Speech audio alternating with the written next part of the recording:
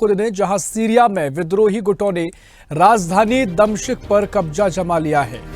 बता दें कि सीरिया में 27 नवंबर को विद्रोही गुटों और सेना के बीच में लड़ाई शुरू हुई थी और विद्रोही लड़ाकों ने एक कर 4 शहर जीतने के बाद 8 दिसंबर को राजधानी दमिश्क पर भी कब्जा कर लिया। इसके साथ ही सीरिया में 5 दशक से जारी असद परिवार के साम्राज्य का अंत हो गया है। राष्ट्रपति बशर अल असद देश छोड़कर रूस भाग गए हैं और रूसी राष्ट्रपति पुतिन ने असद और उनके परिवार को राजनीतिक शरण दी है।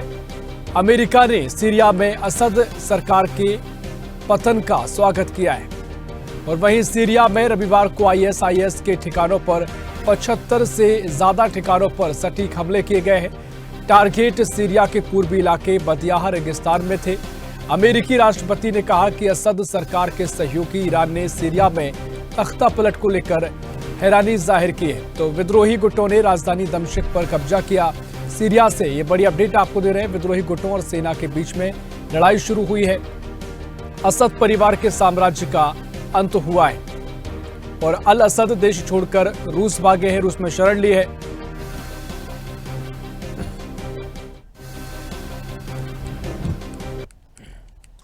तो सीरिया से आपको एक बड़ी अपडेट दे रहे हैं और इसी खबर पर और भी जानकारी के लिए, चर्चा के लिए हमारे साथ विदेश मामलों के जानकार ब्रह्मदीप अलूनी जुड़ गए हैं। अलूनी जी, बहुत स्वागत है आपका स्वदेश न्यूज में। और जिस तरीके से आप पूरी तस्वीर देख रहे हैं, सीरिया में जो तस्वीरें सामने आई हैं, राष्ट्रपति ने देश छोड़ दिया है, उसको लेकर सेना ने भी तमाम तरीके के बयान दिए हैं और अब अमेरिका ने भी हमला करना शुरू कर दिया। किस तरह की पूरी तस्वीर आप समझ रहे हैं ब्रह्मदीप जी?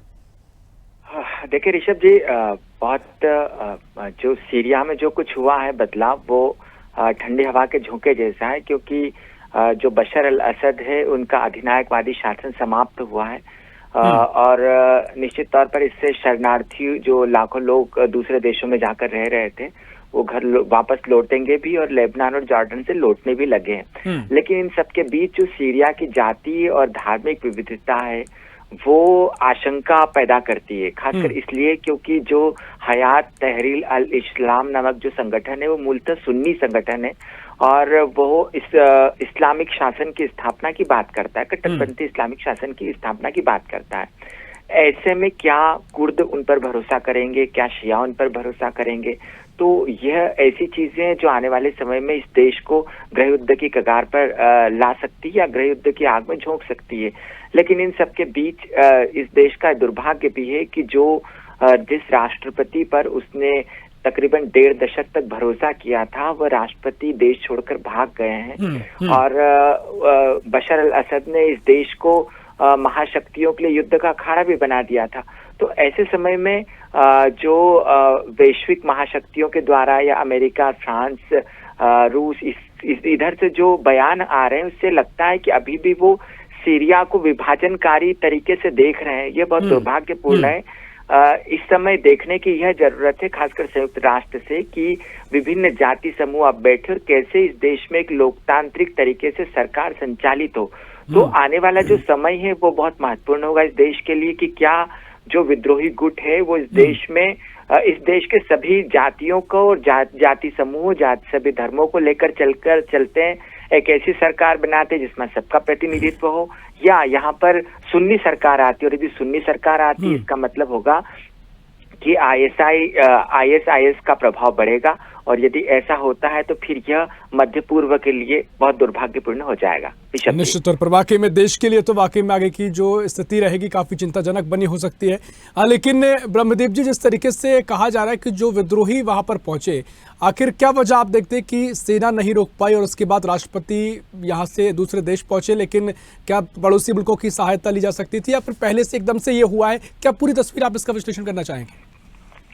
ऋषभ जी, देखिए, बशर अल असद जो है वो एक बहुत ही अल्पसंख्यक समुदाय का नेतृत्व करते थे। दूसरी बात यह भी है कि उन्होंने देश का नेतृत्व किया ही नहीं, दरअसल उन्होंने शहरी क्षेत्रों पर नियंत्रण स्थापित कर लिया था, जहां पर एयरपोर्ट हो, जहां पर अस्पताल हो, और उन्होंने अपनी जो जाति समूह है उसको, उसके लोगों को बड़े बड़े पदों पर तैनात कर दिया था।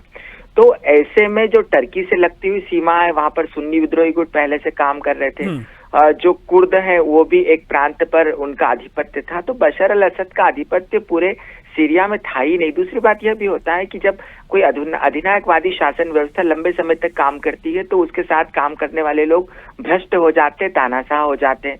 तो जब बशर अल असद जब विद्रोहियों ने सामूहिक तौर पर उन पर हमला किया, चारों ओर से हमला किया, तो जो बशर अल असद के लोग थे जो भ्रष्ट हो गए थे वो वैसे ही डर गए। और दूसरी बात यह भी है कि बशर अल असद को सबसे ज्यादा मदद मिलने वाली थी ईरान से और रूस से।